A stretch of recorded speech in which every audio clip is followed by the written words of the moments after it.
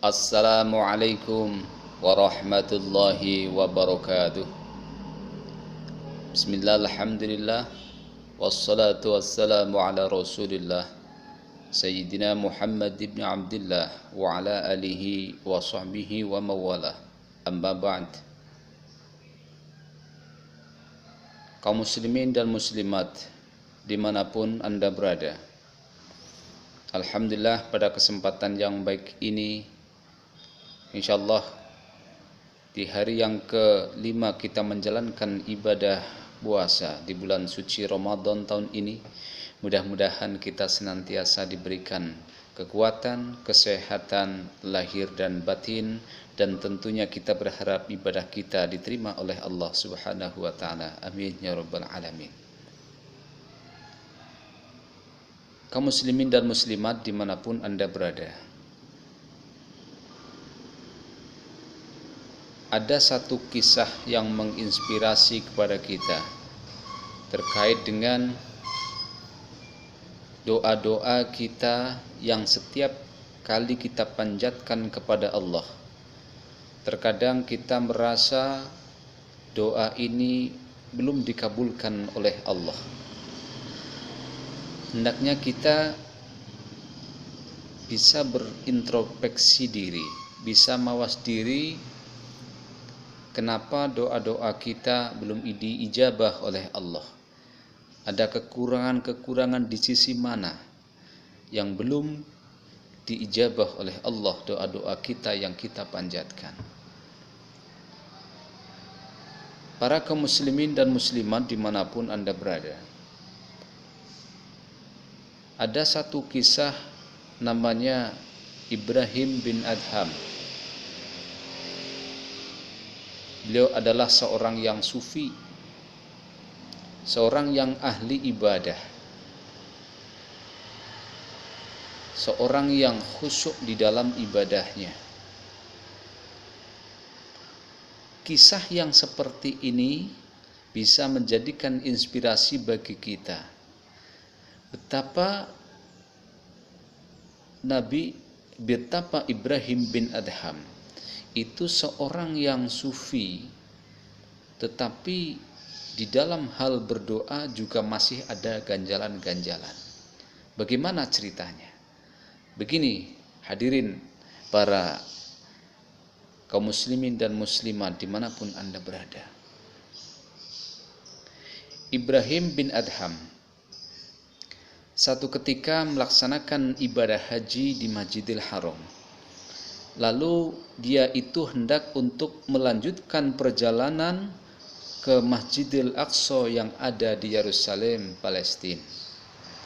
Sebelum ia melaksanakan perjalanan, dia terlebih dahulu pergi ke pasar untuk membeli kurma yang hendak untuk dijadikan bekal selama dalam perjalanan menuju ke Masjidil Aqsa. Ketika dia itu beli kurma, kemudian sudah ditimbang, bahkan sudah dibayar, lalu Ibrahim bin Adham melihat ada sebutir kurma yang tercecer di bawah timbangan, dan menurut anggapan Ibrahim bin Adham ini adalah kurma yang sudah ia beli. Namun karena belum dimasukkan ke dalam kantong bersamaan dengan yang lain, lalu ia ambil dan kemudian dia makan. Setelah dia makan, dinikmati, dan sebutir kurma itu sudah habis dan masuk ke dalam perutnya, lalu Ibrahim bin Adham berpamitan kemudian melanjutkan perjalanan menuju ke Yerusalem, yakni ke Masjidil Aqsa. Setelah melaksanakan perjalanan selama 4 bulan lamanya, dia sampai di Masjidil Aqsa, kemudian dia itu bisa beribadah dengan khusyuk, kemudian juga melaksanakan tadarus Al-Quran, dia berzikir, dan dia itu bermunajat kepada Allah. Ketika dia sedang berasyiknya bermunajat kepada Allah, lalu Ibrahim bin Adham mendengar dialog dua malaikat. Malaikat sedang menceritakan kepada yang lain, tuh Ibrahim bin Adham orangnya khusyuk di dalam beribadah. Dia seorang wirai. Dia seorang yang selalu menjaga kehalalan makanan yang dia makan.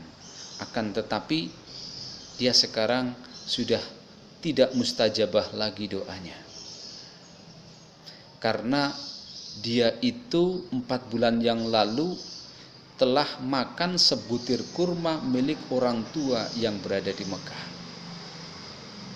Mendengar dialog malaikat, Ibrahim bin Adham spontan terperanjat dan dia itu gundah di dalam pikirannya.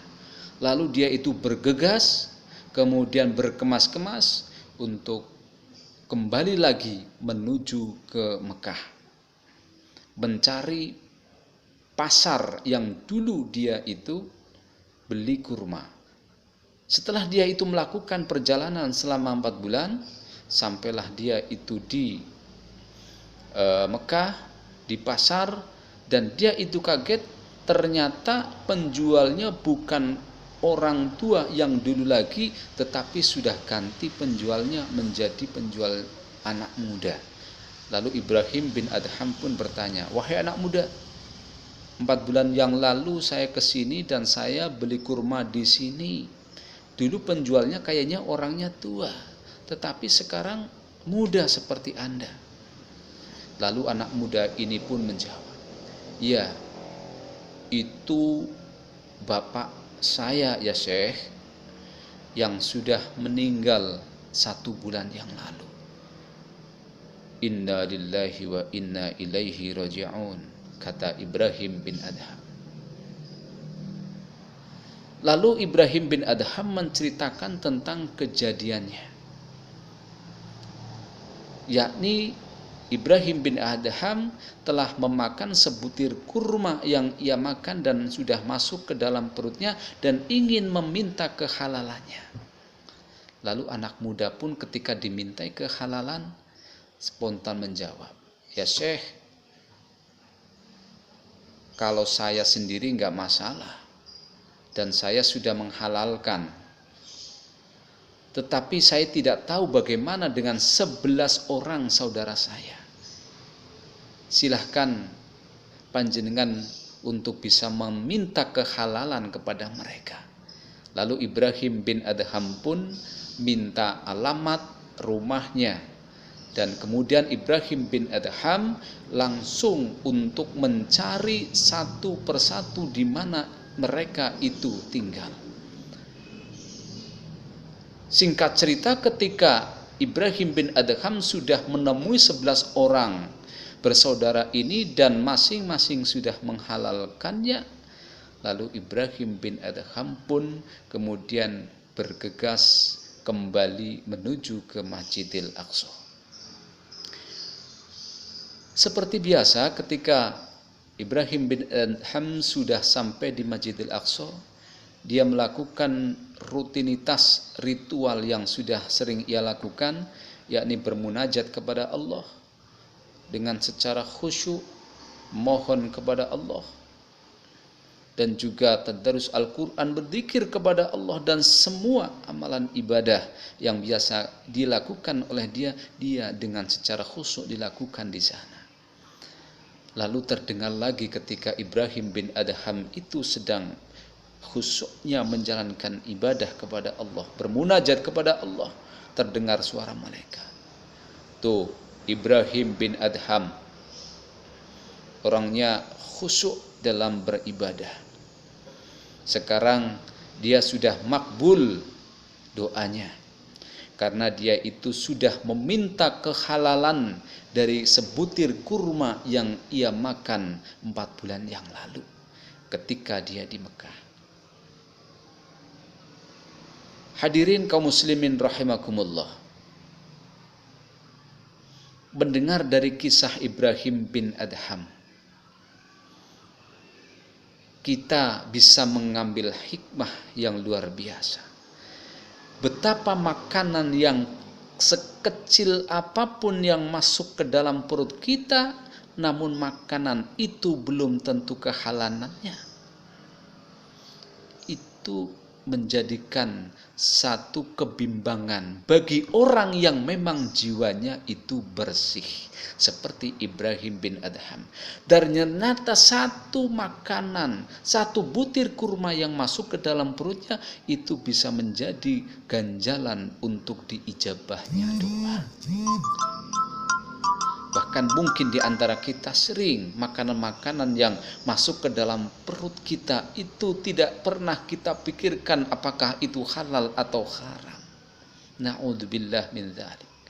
Oleh karena itu, marilah kita mengambil dari hikmah kisah Ibrahim bin Adham ini, kita terapkan dalam kehidupan sehari-hari, kemudian kita berusaha mengkonsumsi makanan yang halalan, yang thayyiban, yang diridhoi oleh Allah Subhanahu wa taala, sehingga jiwa kita menjadi bersih, pikiran kita bisa menjadi bersih, jasad kita, fisik kita menjadi sehat dan juga bermanfaat.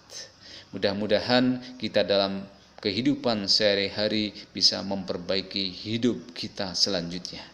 Wallahul muwaffiq ila aqwamit thoriq. Wassalamualaikum warahmatullahi wabarakatuh.